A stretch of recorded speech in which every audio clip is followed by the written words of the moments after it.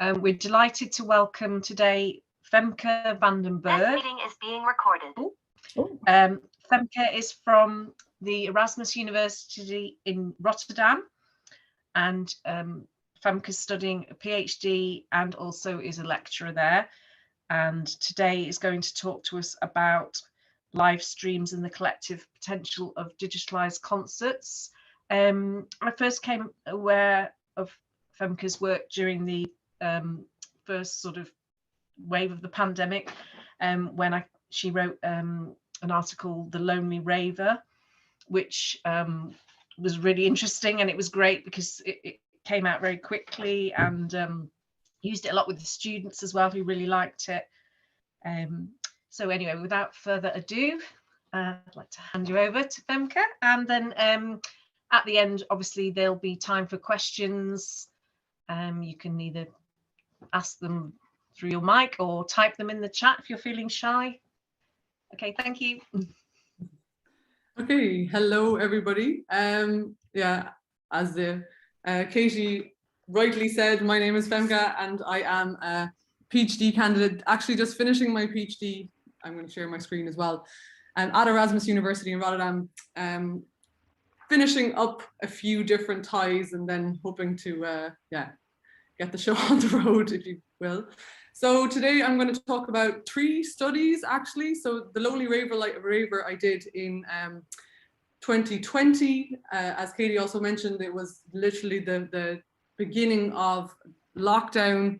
And then I'm going to talk about 2 kind of follow-up studies that are very much connected, I think, to it and really add to that paper very well. So there's 3 kind of empirical studies that I'm going to get into. So there's quite a lot of information, and that means that I can't go into everything very in-depthly. So it's going to remain fairly informal. So please do, bring up anything at the end if something wasn't clear, or if you're actually interested in something, please do, of course, bring that up towards the end.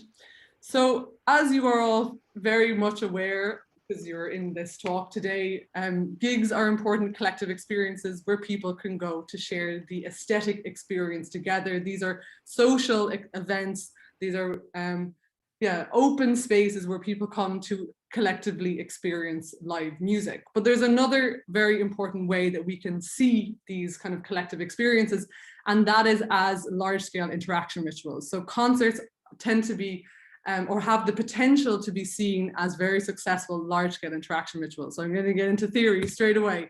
What does large-scale interaction ritual even really mean? Well, this was a term coined by Randall Collins, in his book Interaction Ritual Chains from 2004.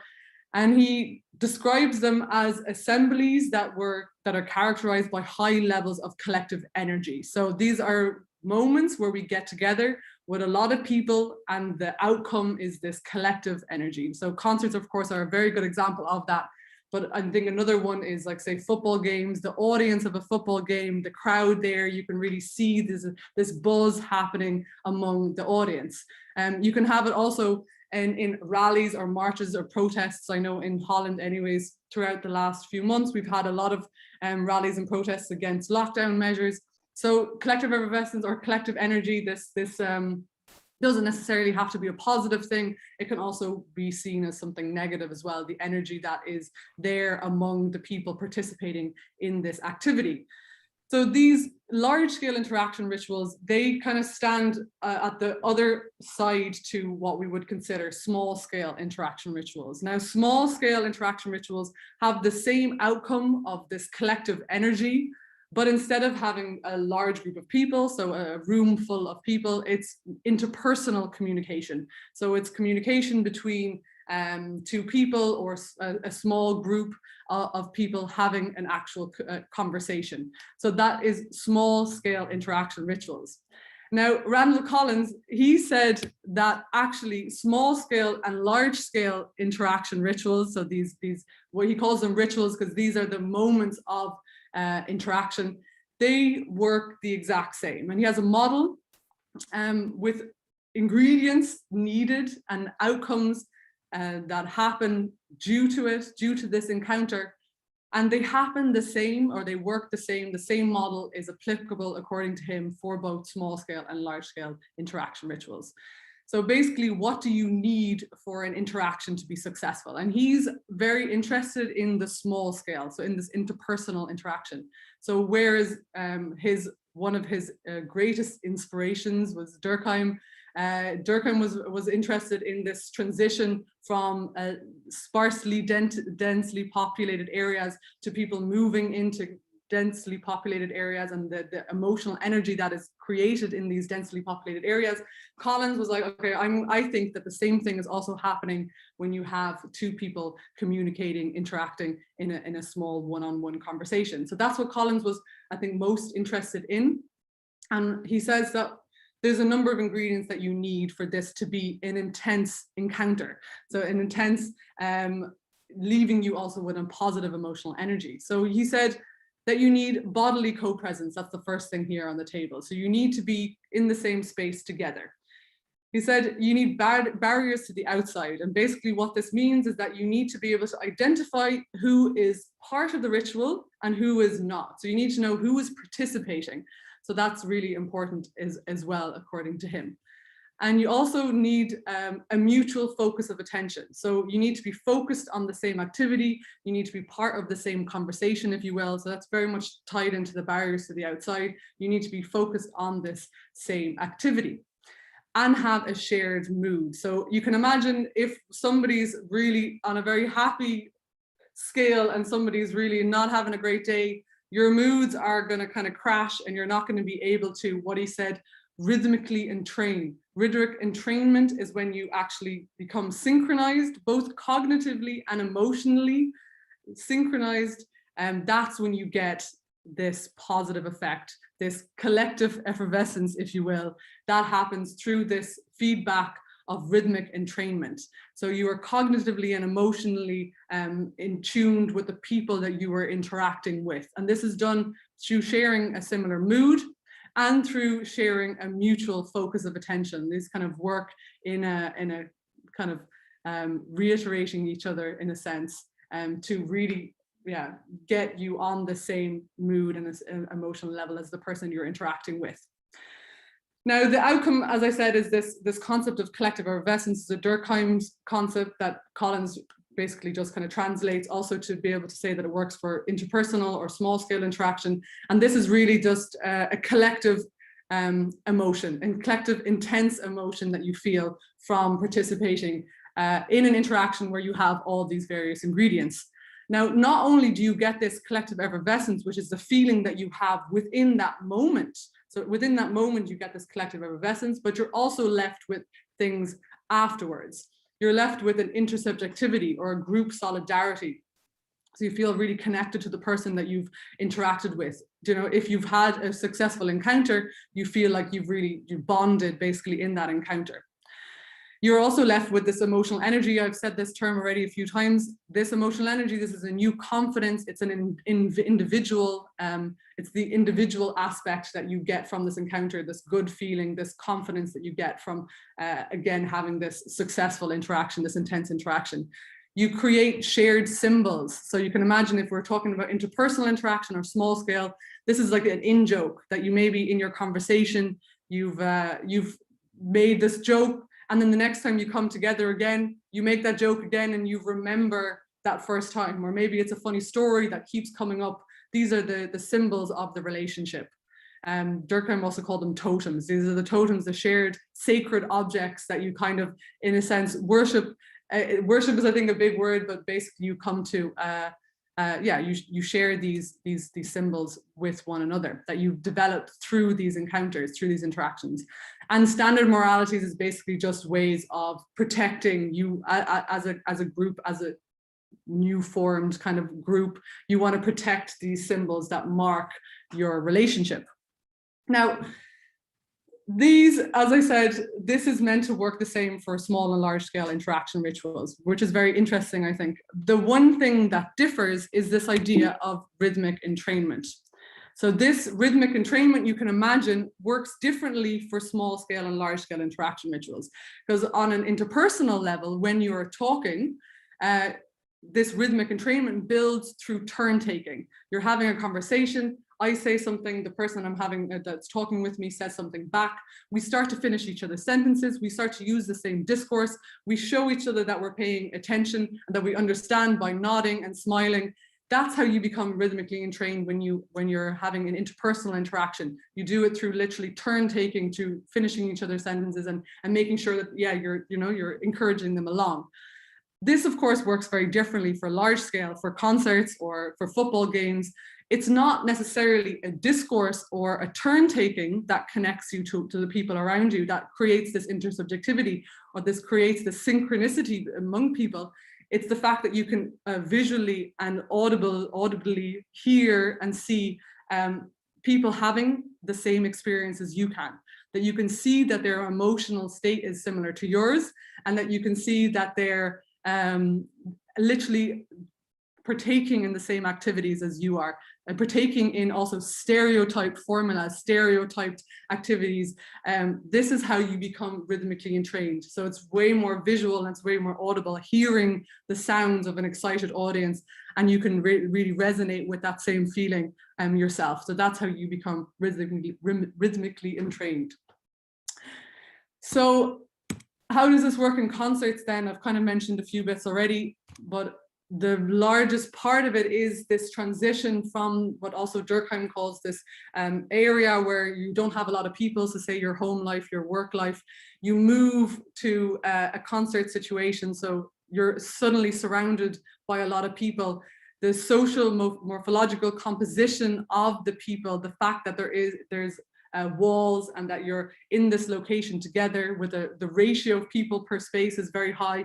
This already shows that you are where the action is. This already comes with a level of excitement.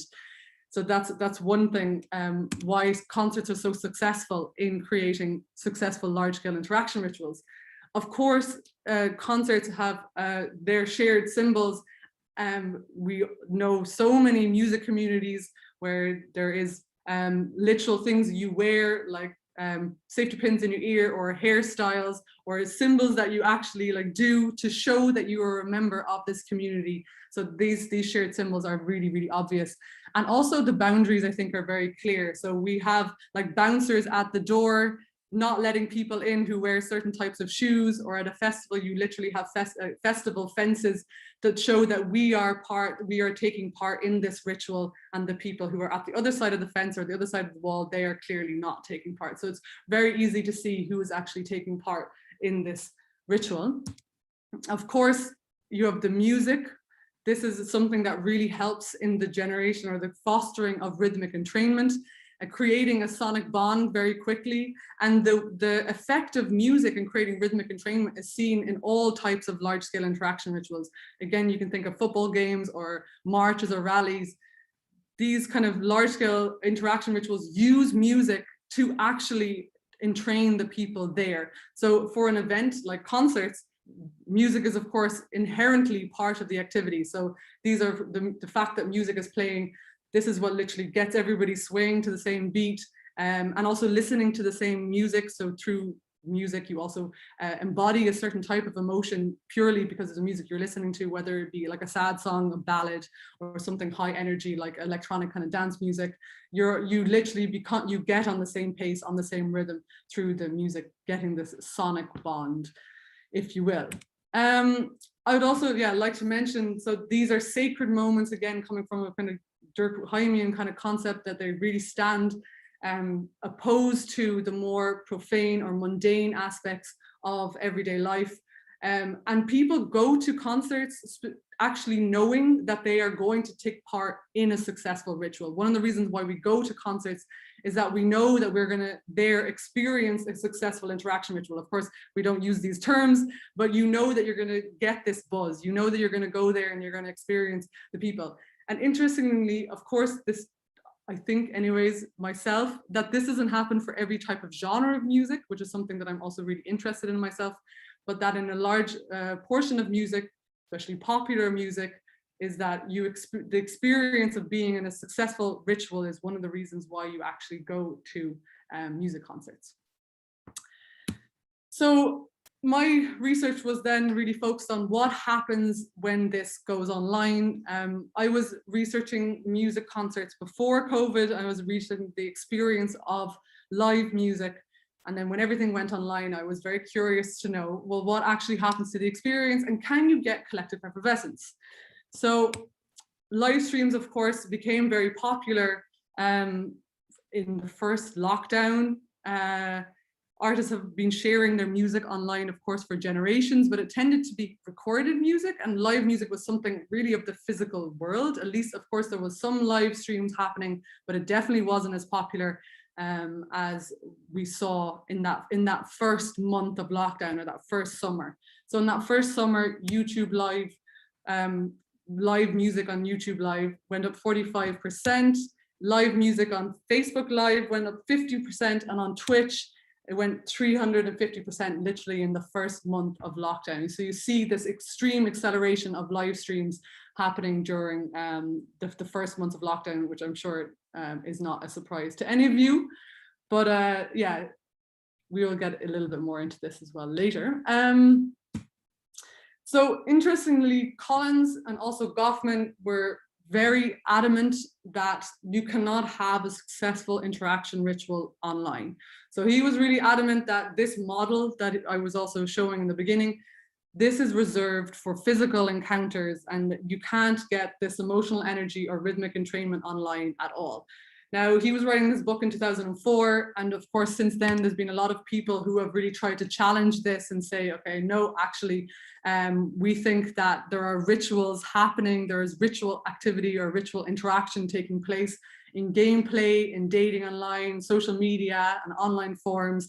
That there's plenty of people who are trying to really go in against Collins and are finding, sometimes empirically, sometimes not so empirically, that there are rituals taking place in the online setting. Interestingly, for my research, however, is that a lot of these are interpersonal communication. A lot of these happen on a smaller scale. So gameplay, while of course there could be a lot of people playing, the interaction tends to take place in one-on-one situations or maybe with small groups. Dating is, of course, a very interpersonal thing. You're not going to be doing that with a large group of people. The social media, again, this is communication that happens within small groups of people and mainly just one-on-one. So my question then was, how does this work for large-scale interaction rituals? How does this, can you translate these concepts, this large-scale interaction ritual, basically online? Can you get that? And I think, of course, a very good way of looking at that is through concerts and live streams. So what did I do? This is the first study, which was, as Katie also mentioned in the beginning, on EDM music online, on EDM live streams. It was called The Lonely Raver. And it was actually me and two other colleagues from Erasmus University who who did this study. And this is kind of, this is actually a screenshot of one of the things that we were analyzing. And we were analyzing the comment section. So you see that here, this is what we really wanted to analyze. We wanted to understand what kind of interaction is taking place during a live stream. So again, really trying to see what kind of interaction rituals are really going on. And this was one of the shows. You can see here as well the DJ in the background. They were streaming live from this venue, and there was this DJ in this empty hall. So we chose to look at this venue because they started streaming very regularly. So it was actually nearly daily at some stage, and every day putting on a live stream. And this venue is fairly known for having a fairly tight-knit community that go very regularly. So this is what we were really looking at. And you can also see when we were analyzing it, there was already like 6,000 people viewing it, 56 comments at the time, and it's about 28 minutes in. So you can kind of have a bit of idea of how much interaction was really kind of taking place there. I think that's all I wanted to say about that. Well, moving through it very fast, what did we find? Well, in this first comment you see here, a lot of interaction, a lot of the comments that we were seeing on this live stream were direct references to the physical concert, so past physical concert. So comments like, who has a cigarette, please? But also comments like, who knows where the toilet's at? Or where's the change, or not change room, what you call it? I want to say it in Dutch, coat room.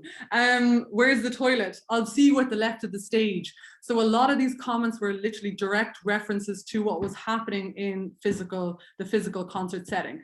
Literally the ritual activities that normally make up the social aspects of a concert, that's what they kept referring to. So these past ritual activities, showing that they also understood the physical concert as well, marking membership as well, marking that they understood what was going on and what normally happens in a usual concert situation. However, we also saw some new ritual activity taking place, because that's also what we're really interested in. Are there new symbols emerging? Are there new ritual activities emerging from these chats? And you also saw it in the previous slide of the fire emoji.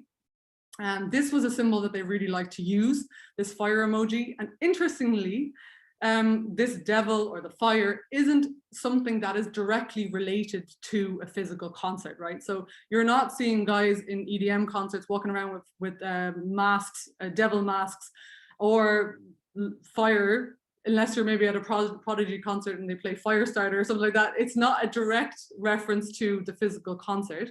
So there's something new happening here. Now, of course, this is to do with the discourse they're using. This is to reference the phrase lit, or this is hot.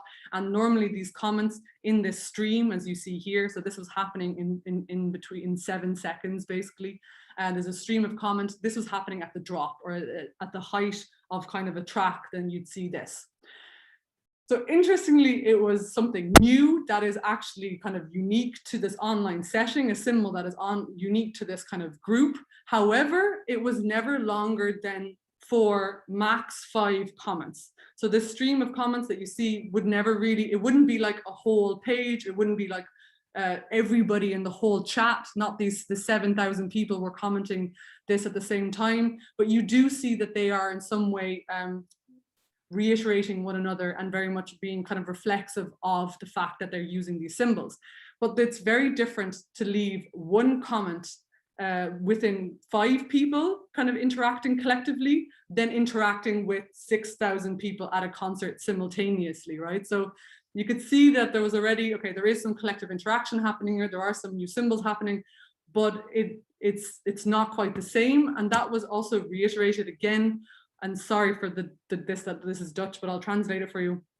They kept bringing up how much they missed the physical thing. They kept bringing up, so this says, it's just painful to be sitting on the couch watching this while I really would just want to be there dancing now.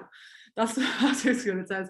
So there was a lot of comments really missing the physical thing, saying how much like it's just painful seeing this empty hall with nobody dancing in it.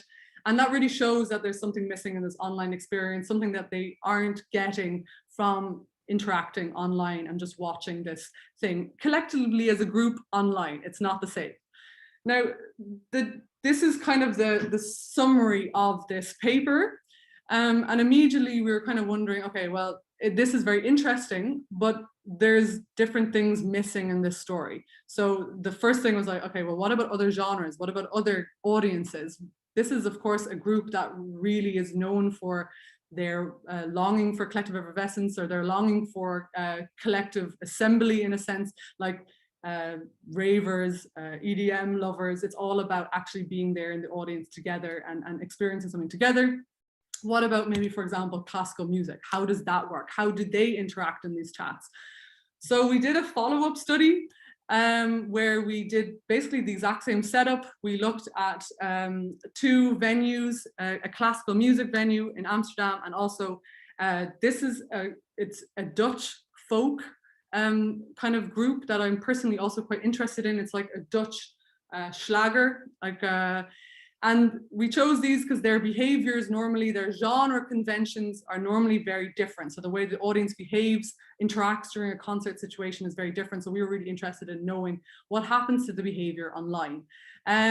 So you see immediately, which was, I think I was actually very interested by the fact that the discourse immediately is different. Even though you're putting all these audiences onto the same platform, Facebook, the way that they interact is immediately different. And you can see that with these two quotes here.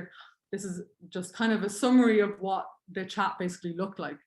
And the first comment reads, "Fabulous play and dance, lovely music, great registration." And the second one's, "Beautiful balance between the fascinating music and wonderful evening light through the window."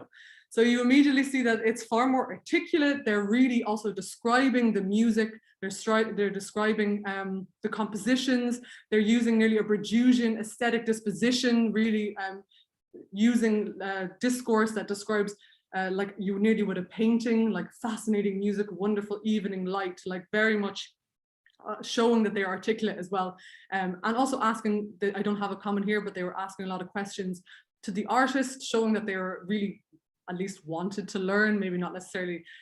It could have also been that they were showing their cultural capital because they know exactly the right questions to ask at the right moments, but they were showing a lot of interest in the music, way more than the folk guys. So the folk audience, their chat was very fast and a lot of small comments, and it looked a bit like this: "Everybody jump," or "I'll grab your shoulders." And "I'll grab your shoulders" is a reference to this. You see it in the picture actually here. This is a dance called the Polonaise, and you hold the person's shoulders in front of you. So they were similar to the EDM guys, referring very often to the actual physical concert. They're referring to the rituals that normally take place at the physical concerts, in this case, the Polonaise. They were also being far more social. So you could see already from the start that there was a regular community building where the same people would come to the live stream every day for the 5 days, and they would kind of get to know each other. They wouldn't ever really have a prolonged conversation, but they would say like, "Hey Joe, how's it going?" You know, and then they'd say, "Joe, I'll grab your shoulders," or something. So it was a very kind of interactive form of communication that was not seen also on the classical music chat at all. So the classical music audience were very interesting, as in they didn't discursively or textually ever discuss any of the social activities or rituals taking part at classical music concerts. They never said, "Hey, does anybody know where the toilet is?" They never said, "Oh, let's meet at halftime and get a glass of wine at intermezzo." No, they never said any of these kind of things. They were really kind of remain talking about the music and asking the artist kind of questions. The only time that they did refer to, let's say, these ritual activities of a physical concert was in the form of emojis. So these, you can see there was a huge difference in the emojis that these audiences also use. And of course, the online sphere isn't only text-based, but also based on these new forms of leaving pictures as well. So that was very telling, and these are some of the emojis that they left. So bouquets of flowers, clapping hands, roses, glasses of red wine. So these were really the emojis left, also at very strategic moments, which was really interesting. So the classical music guys were leaving these at the end of a song, at the end of the whole concert. That's when the chat would fill with these emojis. The folk guys were leaving emojis throughout. They never recognized the beginning or the end of a song. They never actually used clapping hands, which I think is really interesting as well. They had dancing people, cheersing beers, hardly ever even a solo point, but actually always the cheersing ones, again showing that there's the social aspect of cheersing was like very important, and the dancing and the singing along. And these are the very important things that are actually happening in these concerts, showing that they're really referencing the most stereotypical aspects that are happening in these concerts. And that's not to say the classical music ones aren't as well, because they were definitely representing going through the motions like you would at a physical concert. So in a way, you can actually say that these are hyper ritualized interactions. So similar to how Goffman, when he talks about gender advertisements, I think in his book, it's called Gender Advertisements in 1976, participants must, on quick inspection with little information, make the situation understandable for the people that they're interacting with. So this means that the interaction they're happening there is very exaggerated, very standardized, very simplified. So the interaction becomes hyper-ritualized in a sense, because they're trying to combat the plurality of meaning that could be interpreted on these settings. So in a way, the dull kind of mundane chatter interaction that you see at a concert is removed in for the hyper ritualized interaction, the most stereotypical central aspects that make up the concert situation. So we kind of argue that this is related to what Boyd called context collapse. So this is the merging of people, information and norms from one context, and it seeps into the bounds of another. And I think this is a really interesting way of thinking about it, because of course online, the context, the situation that is normally so central to a concert. So you can imagine the way you interact, your behaviors, the genre conventions are so much connected to the actual physical sensory experience of the concert, the location, the concert hall versus the local bar, and everything that goes along with it, the lighting, all these things. This is all moved to a two-dimensional generic Facebook platform, which I think is interesting enough. There's also, of course, this collapse of situation where you're participating in a public activity like a concert, where you're doing it from your own home. So this is like this social convergence that Boyd also talks about. And in the audience as well, who would also really affect how people normally interact. So normally you're again going off this kind of Goffmanian idea that interaction changes due to the people that you're interacting with. These are also largely invisible. So with all these things, including also time collapse, which is something that I think limits the successfulness of large-scale interaction. Because even though these are happening in real time, it's never going to have this immediacy that you have during large-scale interaction. During large-scale interaction like concerts or football games, it's happening literally around you at that very moment. While of course, leaving a comment takes the time to write, even though we're talking about seconds here, it makes a difference. So there is, even though we call these in real time, there is still a time collapse there, which will 100% hinder rhythmic entrainment actually becoming synchronized with one another through the social aspect, which is leaving comments. Okay, how am I doing for time? I have one more thing to go through, and that is the final study. So these are great. I think we learned a lot from them. But there was something that was still missing for me, and that was actually being able to ask somebody who had participated in one of these live streams how they felt. If you really want to understand to what extent large-scale interaction rituals are successful, to what extent interaction is intense online, that you can get this emotional energy, of course you have to ask the people who are participating, because you can't see that, you can't read that from a chat. You need to actually understand how that person is feeling in that moment. So one thing that I wanted to do was, of course, incorporate this aspect of interviews. But the other thing that I really wanted to understand is what happens in the backstage. What happens while you're participating in these live streams. Music is, of course, a very embodied thing. You find yourself dancing, at least tapping, at least like singing or moving. Especially concerts are an embodied thing. So I really wanted to understand what is happening with the people who are watching these live streams. So the setup of this study was very different to the previous two. I found 10 Twitch users who were very involved in the music, the live music on Twitch. And I asked them to record 3 videos of themselves participating in these live streams. And I wanted them to record their face, so that through their cam, and at the same time simultaneously their desktop. So I could see them interacting, I could see what they were watching, but I could also see their facial expressions, their body language, and also how they're interacting also in their home environment, if you will. So this is very rich data, and unfortunately I won't be able to go through everything about it now, but if you have questions, I'll be, of course, more than happy to give you more information on it. But the other reason why I chose Twitch, or actually the real reason why I chose Twitch, is because I had kind of seen through the EDM guys that there was something happening with this group that wasn't really happening with the classical music and the folk, and that was these new rituals, these streams of comments where they use the same emoji.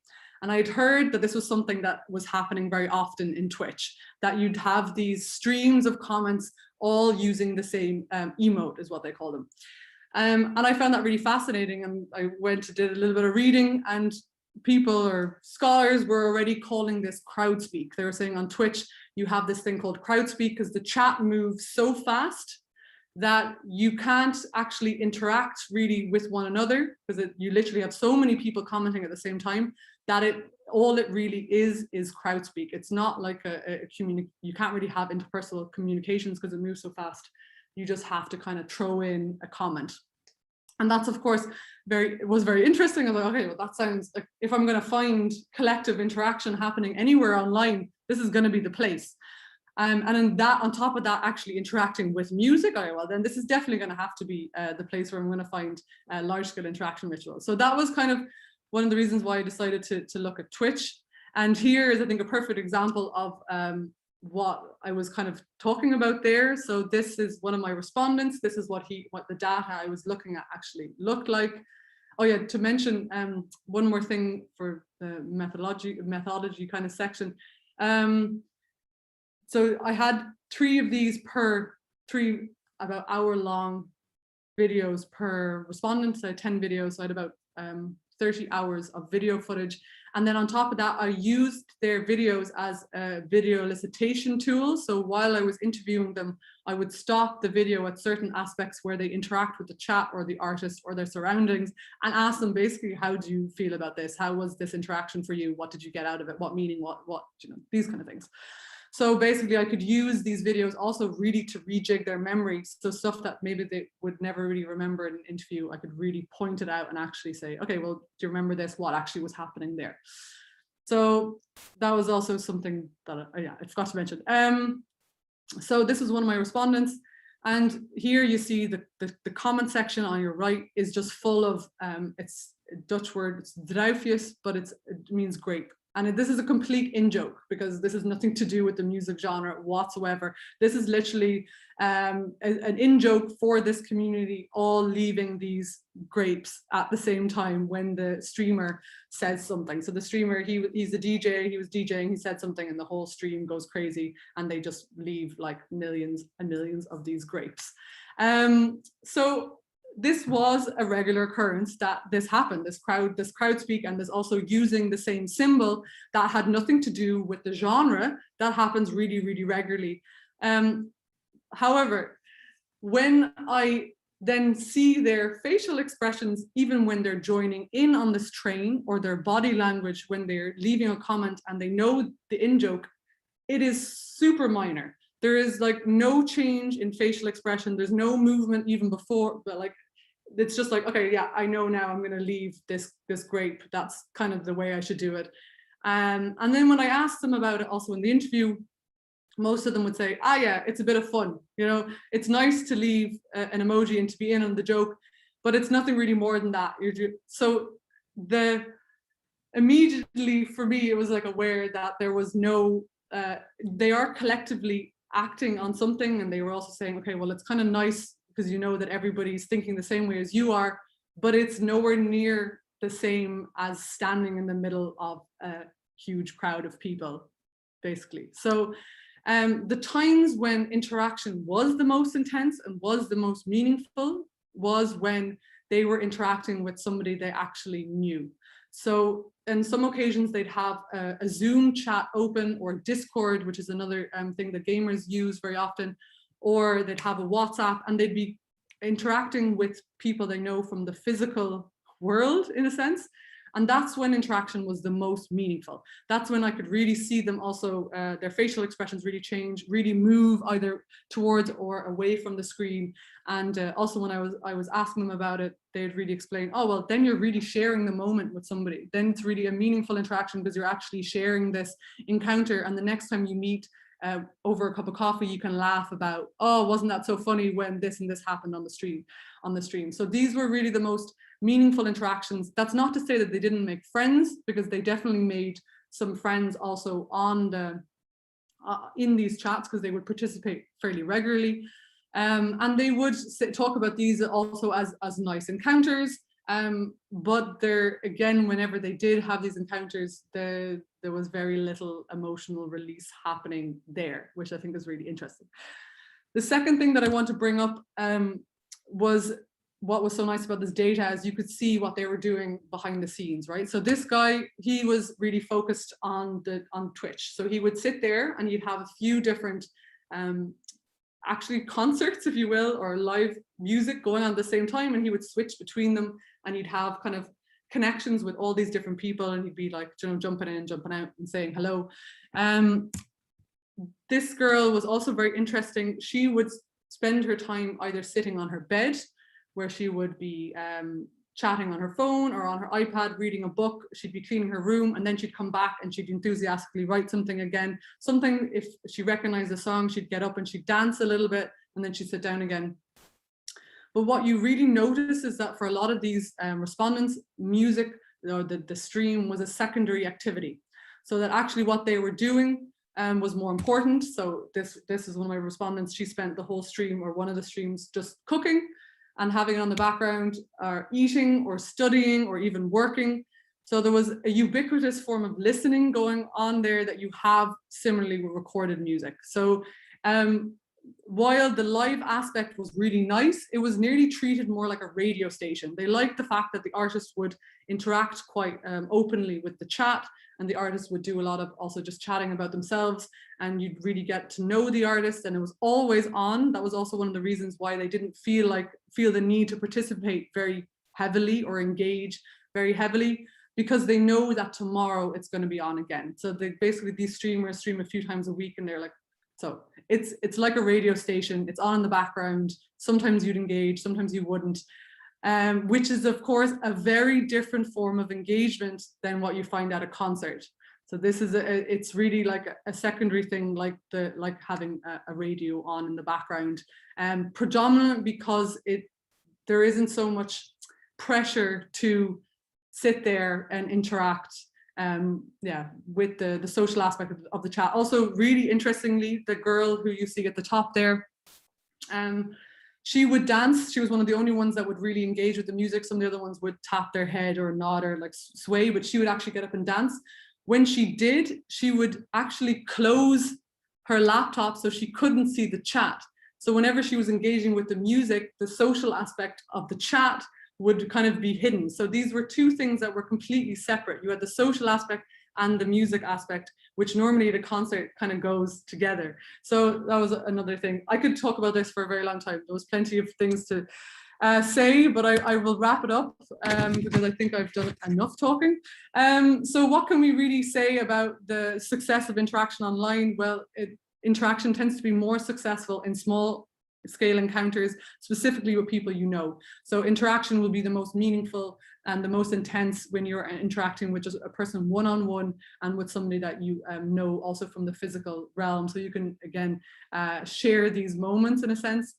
And unfortunately, at least from my findings, I don't think you can have a successful large-scale interaction ritual. So I don't think you can ever have that experience that you get from standing among a lot of bodies, predominantly because you don't get the presence of this bodily co-presence is one, but also you can't see the emotional expressions of the people around you. You can't tell that you are sharing that same experience.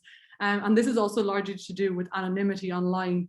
It's not only that you don't know who that person is, but you don't know how they're experiencing it, and you can't then show or share that you are experiencing the same thing together, which is what actually large-scale rituals are all about, or that's how you become rhythmically entrained during these moments. So that's the end of my presentation. Thank you so much for paying attention and for having me also today. And I really look forward to hearing what you all think. I'm sure that there are questions and comments because I went through everything quite fast. So please, yeah, go ahead. Okay. Ask away. Thank you. That was absolutely amazing. Thank you so much. That was so interesting. And I'm sure if we could put emojis in the chat, there'd be lots of very positive grapes and flowers and the like going in there. So yeah, so much food for thought there about things that we're all kind of grappling with and have just got used, getting used to this new horrible COVID world. So yeah, any questions? Oh, we've got a clap from Hetty there. Anybody got a question on the mic or in the chat? I've got a question. Great. I was just kind of curious with the Twitch streams, well, I suppose like all the events you were looking at, what was the kind of average turnout for those? Was it normally kind of things like numbers in like kind of like high hundreds and thousands? Just in terms of that kind of disconnect you were describing between the audience? Yeah, that's a really good question. So the Facebook ones that we were looking at tended to have a really high turnout, and that was at the very beginning of COVID. So there was a lot of people watching and wanting to participate. So there was like up to 7,000. The interesting thing, I can't remember if I mentioned in my presentation or not, is that with live streams, of course, you see this peak, especially on YouTube and Facebook Live, Instagram Live, you see this peak attendance kind of at the very beginning, so the first month or two, and then that very quickly diminished again. So while of course now we're seeing way more live streams than we have before COVID, that still went down. The interesting thing about Twitch is that engagement or viewers on Twitch went up like 350%, so really increased, and it actually has stayed like that. It's kind of plateaued. So there's something, obviously, some kind of affordance of that platform that does really work, also for live music. So that also makes it really interesting. But going back to your question about what was the kind of normal average audience size, let's say, normally quite high. These are also global art. A lot of these were global artists. Now it really did differ, and it also differed on the taste of my participant, because some of them liked the more smaller scale artists, because you could have more of a direct conversation. They could build a little bit more of a relationship with the people, the regulars who would participate, and also even the artist. And then there was also these big streams like the two ones that I actually showed, the two kind of main pictures, both of them were over the thousands, 21,000 I think that girl would also get, so huge. And that's when you'd really see these kind of crowd speak, where the comment section, you could not actually just leave a full-blown comment. Well, you could leave a comment, but nobody would see it, so it would just move up so fast. So people would just tend to leave in like emotes or small little phrases as words of encouragement, nearly as you would like, cheer on an artist in a sense at a venue. Do you feel like some of the issue was, I guess, maybe if a lot of Twitch streamers were kind of interacting with the platform, well, Twitch music streamers were interacting with the platform in the way that is kind of traditionally designed, that say like regular game streaming happens, where, yeah, like you're saying, oh, they do it every day or every other day, just because I'm just thinking, because for like the first half of 2020, I kind of run some smaller streams, and it was structured more like a gig, where it was like, okay, it's once a week on a Friday or Saturday evening, and here's a gig poster kind of thing. And that seemed to just create, I think you'd get about average 80 people, but there were 40 regular people that would chat. And it was kind of interesting hearing you describe, the way you were kind of talking about people's Twitch stream experience kind of seemed not alien, because I could understand that it happens, but I think I was kind of surprised how that, both, I don't know, I don't see the appeal of a massive 21,000 kind of things as a gig equivalent, but it did feel not exactly the same, but it did feel kind of significantly better than what you were describing from those EDM gigs. I don't know if it's, sorry, I'm rambling here. I don't know if it's just a matter of scale or what. No, I think that you're very right. I think the first thing you mentioned, that the affordance of the platform of Twitch definitely has that. So the characteristics of that platform, also the fact that a lot of these people who were watching, not exclusively, but a lot of the people who are watching these music streams are also kind of coming from the gaming world, where there is a certain type of interaction there. And that's also why you see these huge long lines of emotes, because that's also something that you see with gaming as well, that they really quickly kind of latch on to like this meme as well, like it's a kind of memey kind of culture. And I completely agree that there are other live streams that are a different kind of format that have more of a classic concert feel, where you have to buy a ticket. All these things are, I think, also really interesting. I haven't done any research into maybe the more ticketed kind of concert setting, where you actually have to do a bit more effort into buying a ticket, being there on time. You can't rewatch it later, because that, of course, does create a different kind of environment.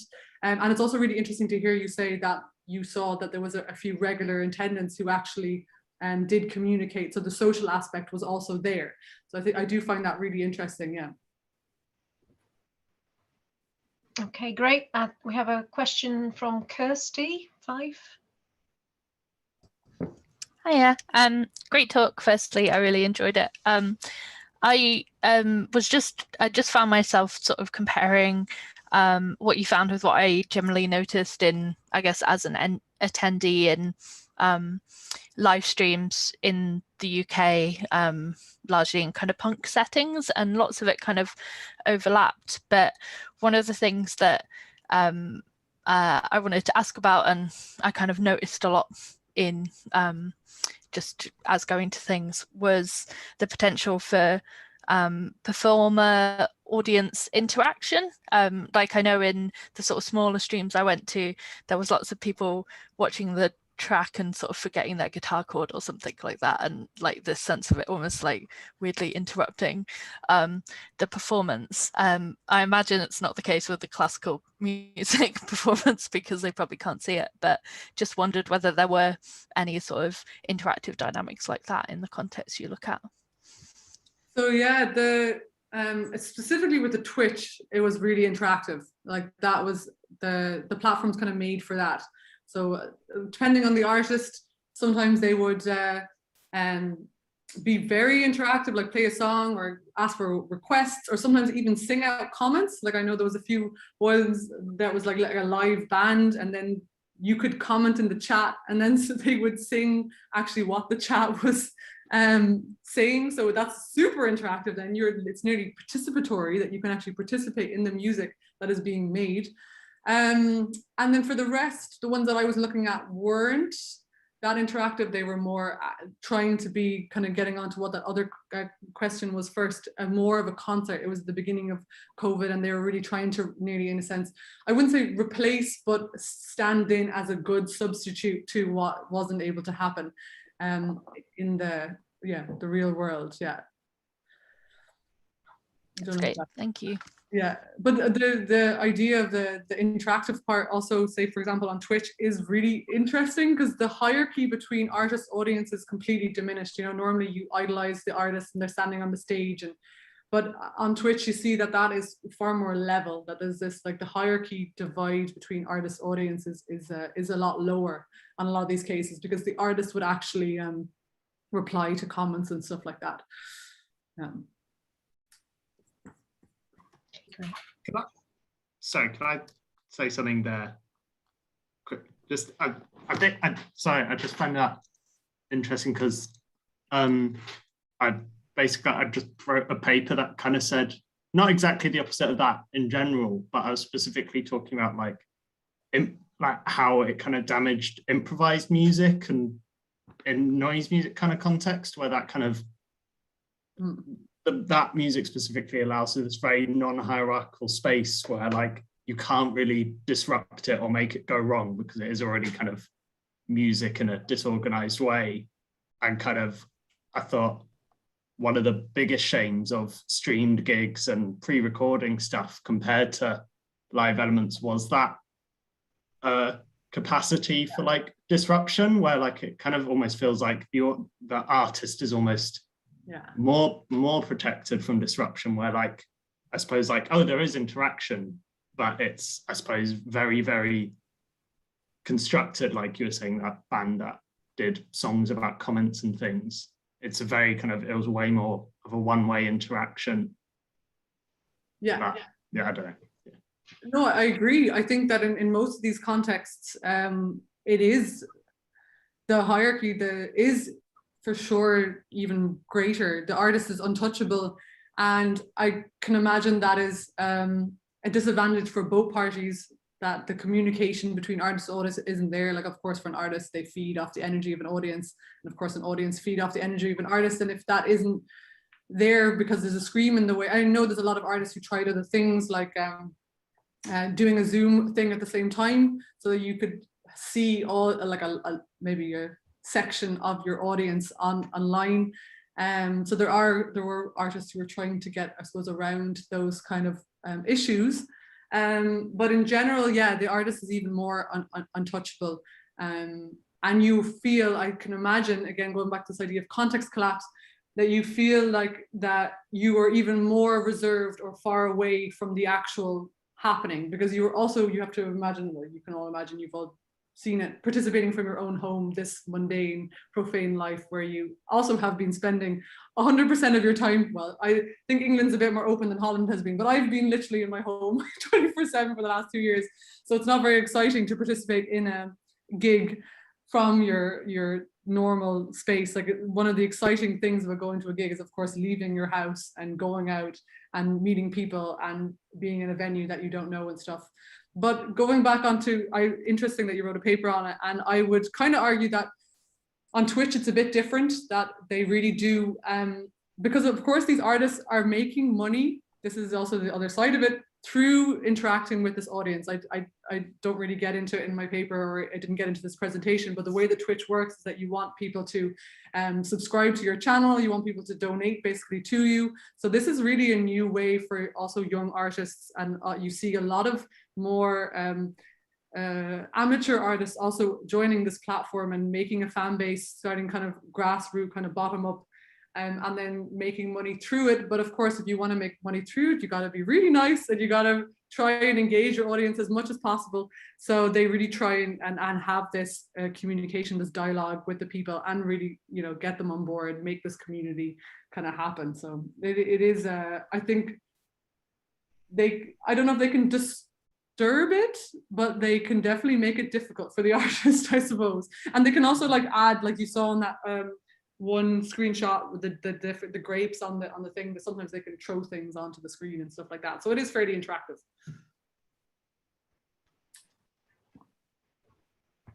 I hope that answers your question. Oh yes, sorry, I wasn't meaning to be like a contrarian with anything or whatnot, but yeah, I think I spent too much of 2020 thinking about this stuff and sent myself a bit weird with it. So yeah. No, it sounds really interesting. Okay. Any more questions at the moment? Oh, sorry, got a raised hand there. Sorry, I just need to see who it is. Julian. Hi. Thanks, Femke. That was really, really good. I hope you can hear me. I was just, there was just one sort of thing, a slight issue I had with the paper. I guess it's the theoretical construct on which it's based. Towards the end, you sort of said that the online interaction was in effect less successful than a gig one. And I wonder if there's a sort of dualism being enacted here through the authentic versus the inauthentic, in the sense that, you know, the real gig where bodies smash into each other at a, you know, punk gig or whatever, is the real interaction, whereas this isn't. Whereas I kind of see it that this is just a different form of interaction. Would that be fair? Yeah. Oh, for sure. It is definitely a different form of interaction. I completely agree with you. I think what I was trying to do was trying to be able to, find a place, a form online where you could potentially have this form of collective interaction that you see at a concert. It's not necessarily, I'm not trying to say that, well, personally, on a very personal note, I am trying to say that one is better than the other, but on a more theoretical note or empirical note, you can't actually say that. They are, of course, two completely different ways of interacting. But it was my intention to see if this idea of collective effervescence, outcomes that you get from interacting in a large scale interaction ritual if you could get that online. Right. Okay, gotcha. Yeah.